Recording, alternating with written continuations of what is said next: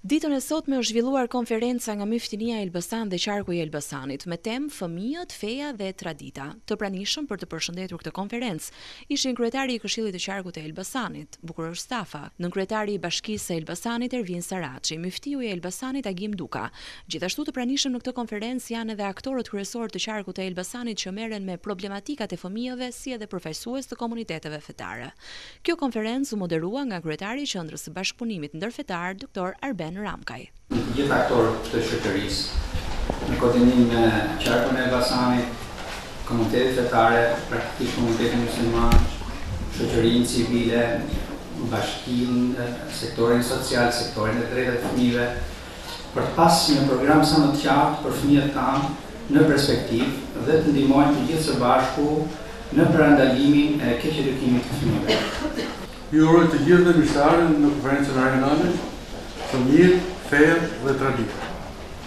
Qëllimi i kësaj konference është që ne sot të prezantojmë praktikat më të mira, të promovojmë të drejtat të fëmijëve, si dhe të nxisim bashkëpunimin midis aktorëve rajonal në edukimin e tyre. Politikat e mbrojtjes sociale në Shqipëri kanë synuar kryesisht mbrojtjen e familjeve dhe individëve nëpërmjet pagesave kesh dhe ofrimit të pak shërbimeve nëpërmjet institucioneve rezidenciale. Me krenari, sot pohojmë se objektivi dhe qasja strategjike kanë ndryshuar. Politikat tashmë synojnë mbështetjen e njerëzve në nevojë, burrave, grave, fëmijëve, brenda familjes dhe në komunitetet e tyre, nëpërmjet një sistemi të integruar të kujdesjes sociale, i cili adreson në mënyrë tërësore të gjitha nevojat.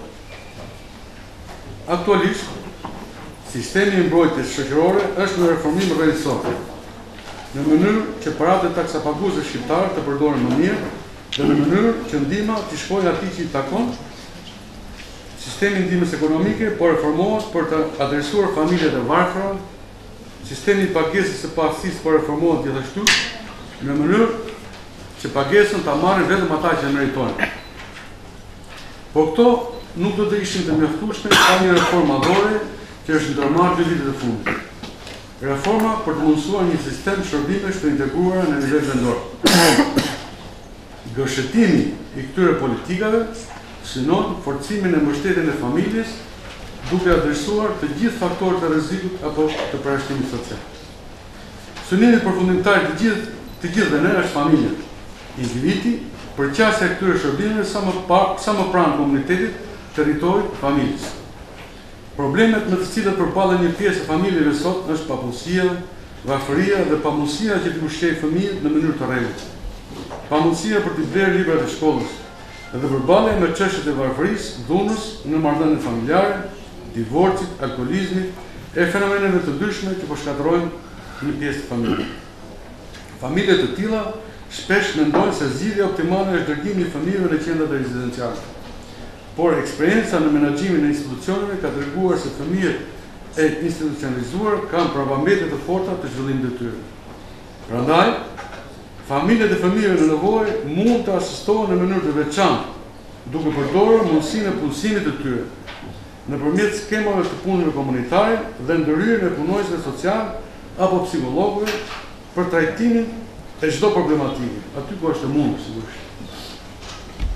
Në këtë mënyrë do të mund të përmirësojmë jetesën e familjes, trajtimin e fëmijës pranë familjes, marrjen e shërbimeve të tjera komunitare pranë institucionit për fëmijën si ushqimin, edukimin arsimor, shëndetësor dhe mbajtjen e fëmijës në qendër për një pjesë të ditës.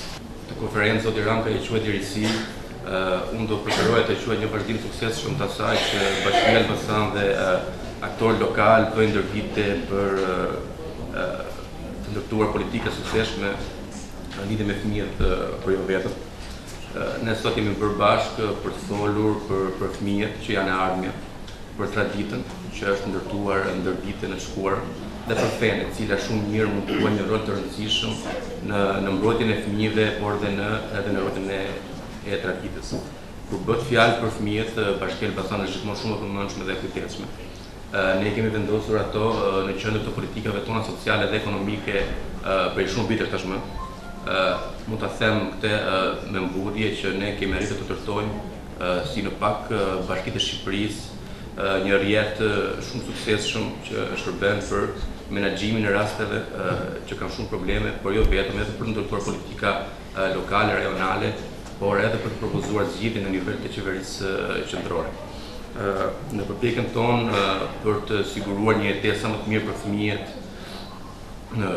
për të ruajtur ato nga shfrytëzimi, trafikimi apo dhuna, unë jam shumë i sigurt që Qeveria e Elbasanit do të jetë një partner shumë i mirë, një bashkëpunëtor shumë i mirë si përçues e atij që është mesazhi i duhur fetar.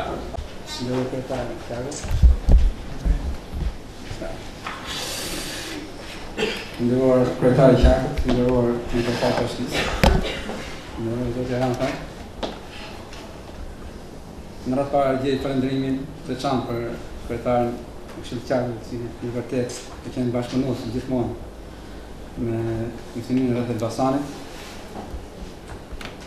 Ne shpresojmë që aktivitetet e tilla me kryetarin e Qarkut dhe me Bashkimin e Elbasanit të jenë në vazhdim për i dhënë shtytje edhe më shumë në çdo fushë.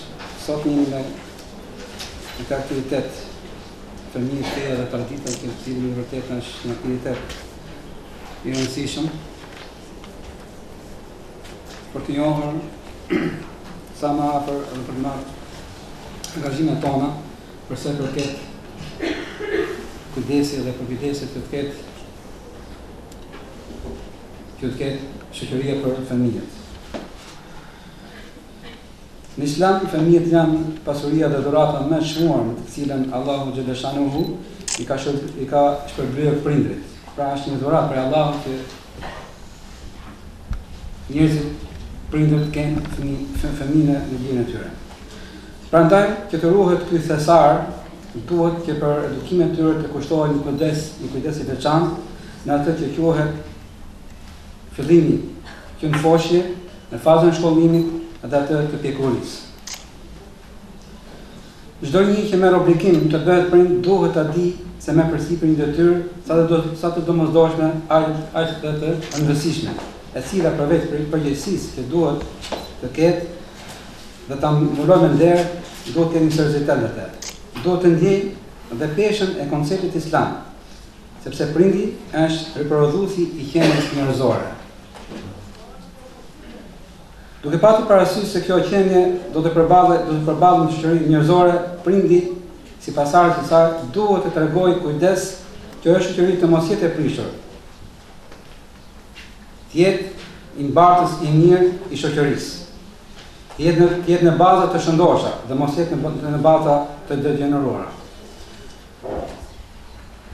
Të jetë të rrisë një brez, ku të jetë një brez një kualifikuar me virtyre të pastra, që të keni shoqëri të shëndosh me vlerat të larta njerëzore, shoqërore, patriotike dhe kombëtare. Prindi duhet të ketë mirë parasysh se ai është kujdestar dhe edukator për fëmijën e vet dhe për gjithçka që përmbledh termi edukat. Në fjalë të tjera, nëse një prind dëshiron të jetojë i respektuar me nder e me shoqëri, duhet të kushtojë kujdes edukimit, formimit dhe personalitetit të fëmijës së tij. Pasi ai do të jetë nesër pasqyra dhe mundi i veprës së tij në shoqëri.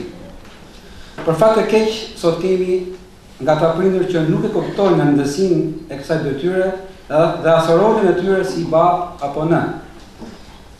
Edhe edukimi i fëmijës së tyre ja lën rrjedhave të kohës. Kjo është gabim pra që shumë njerëz nuk kujdesen për fëmijët e tyre, por se ja lën rrjedhës të kohës.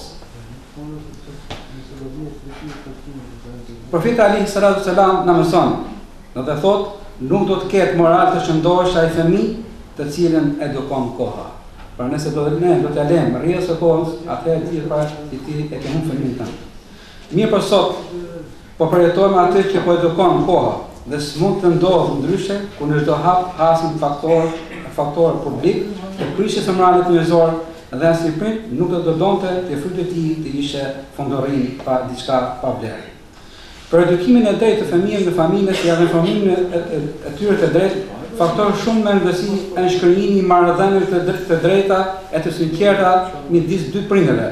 Marrëdhëniet e drejta e të shëndosha, si edhe sjellja ndërsjellë shembullore e tyre ndikojnë pozitivisht në edukimin e tyre. Nga ana tjetër, Në një familje ku nuk ekzistojnë marrëdhëniet e mira të harmonisë jetësore midis prindërve, ku ka grindje të shteshta e përdorim fjalë fyse, do të kemi mungesë edukate tek familjet. Prandaj, prindërit duhet të kenë kujdes të mos manifestojnë gjeste të pahishme në pranimin e fëmijëve të tyre, por duhet të harmonizojnë marrëdhëniet e tyre, të kenë sjellje shembullore. Shembullore në marrëdhënie ndërmjet tyre. Sot politika synon mbrojtjen e fëmijëve, por jo vetëm kaq, por edhe faktin se fal riformimit të sistemit të ndihmës ekonomike të përfitojnë vetëm ata që e meritojnë, që prej vitit 2007 në Bashkinë e Elbasanit është formuar sistemi i mbrojtjes së fëmijëve, të cilët ishin pjesë e takimit.